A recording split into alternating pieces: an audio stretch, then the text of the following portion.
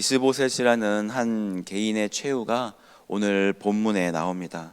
그리고 그를 죽음으로 몰아넣은 자들의 최후도 오늘 본문에 나옵니다. 누군가에게는 새로운 출발이, 누군가에게는 참 힘든 일이 되는 것을 보면서 인생이 뭐 다 그렇지라고 생각할 수도 있지만 그것은 결코 참이 아닙니다. 누군가가 잘 될 때 그로 인해서 누군가가 안 될 수도 있지만 그것은 꼭 그래야 하는 진리가 아닌 것이 아님을 오늘 성경 본문을 통해서 우리가 한번 바라볼 수 있습니다.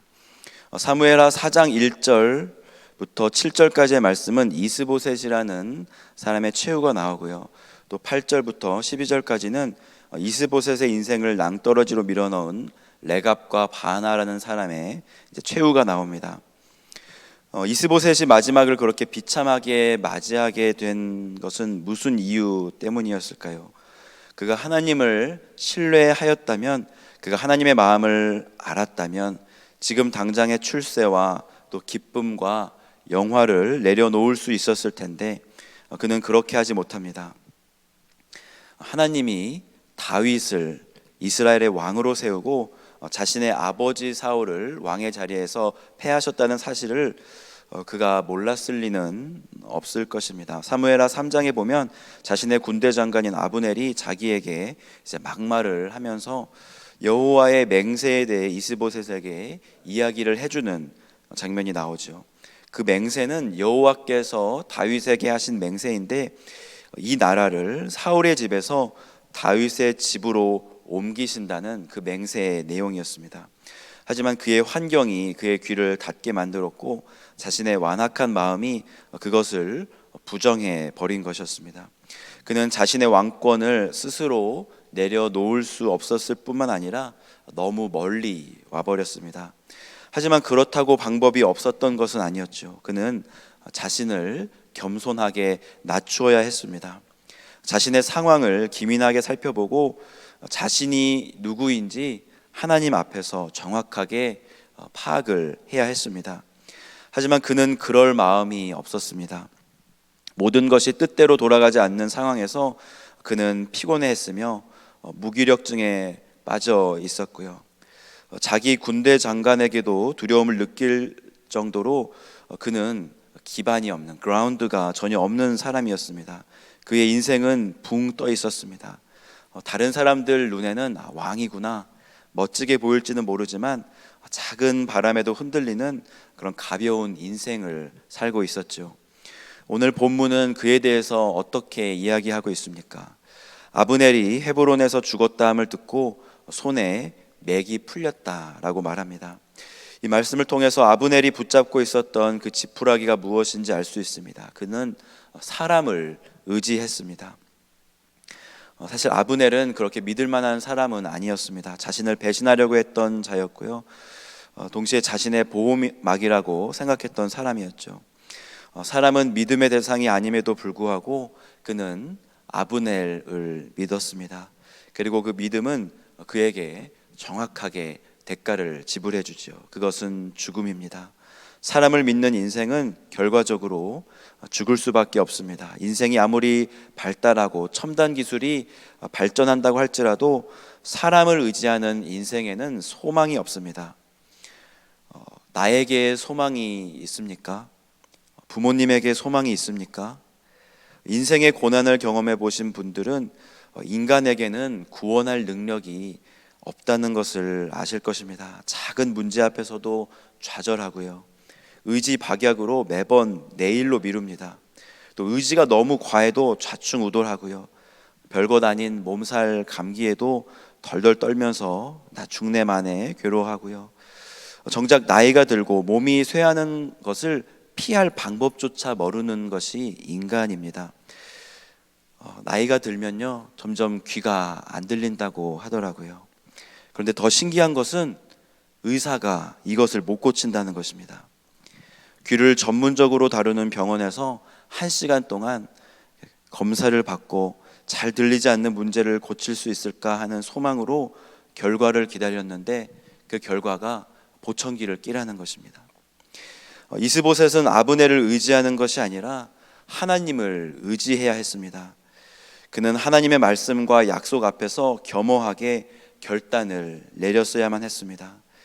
기민하게 하나님의 말씀을 살피고 가장 좋은 것을 선택해야 했고요. 또 기도해야 했습니다. 그런데 그는 기도하지 않고 잠을 잡니다. 일을 해야 할 때 낮잠을 잡니다. 지금 상황이 잠을 잘 때가 아닌데 잠을 자다가 봉변을 당하는 것이죠. 아브넬이 죽었다는 것은 이제 이스라엘의 왕자를 유지할 수 있는 능력이 없다는 것을 의미합니다. 이스보셋도 알고요, 다윗도 이 사실을 알고 있고 온 세상이 알고 있습니다. 이런 상황에서 지금 잠이 온단 말입니까? 피곤하면 잠은 자야겠지요. 잠을 잤다는 것 자체가 미련하고 나쁜 것이 아니라 그가 하나님의 얼굴을 구하지 않았으며 악한 일을 버리지 않고 악에서 나오지 않은 것이 잘못된 것이었습니다.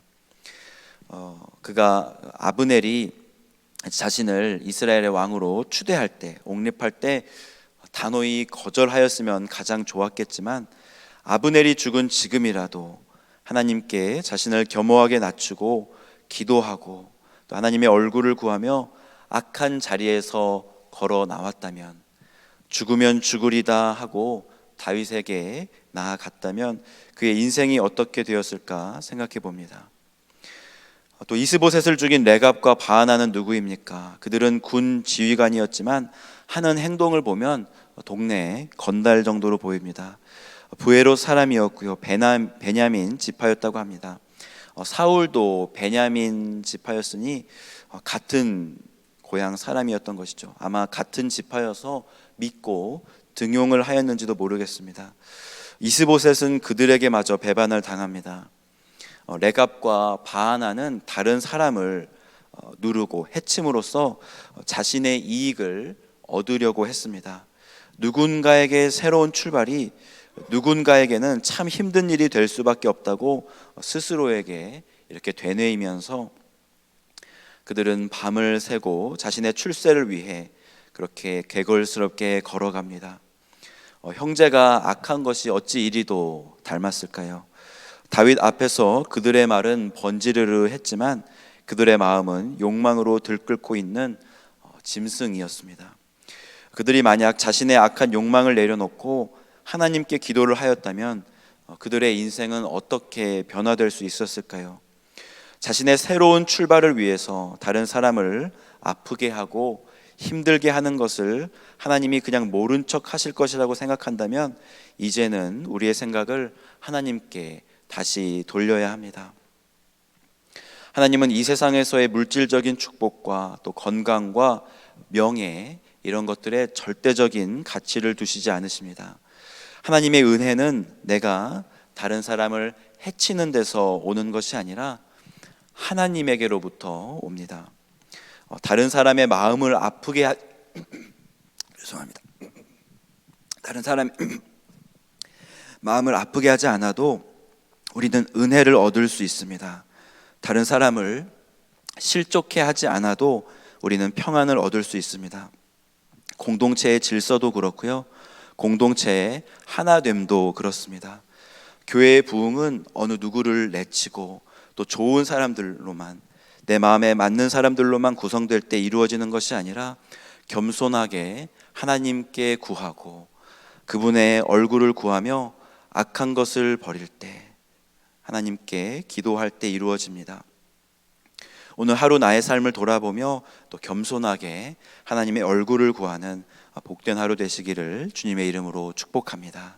이 시간 말씀을 놓고 함께 기도하겠습니다.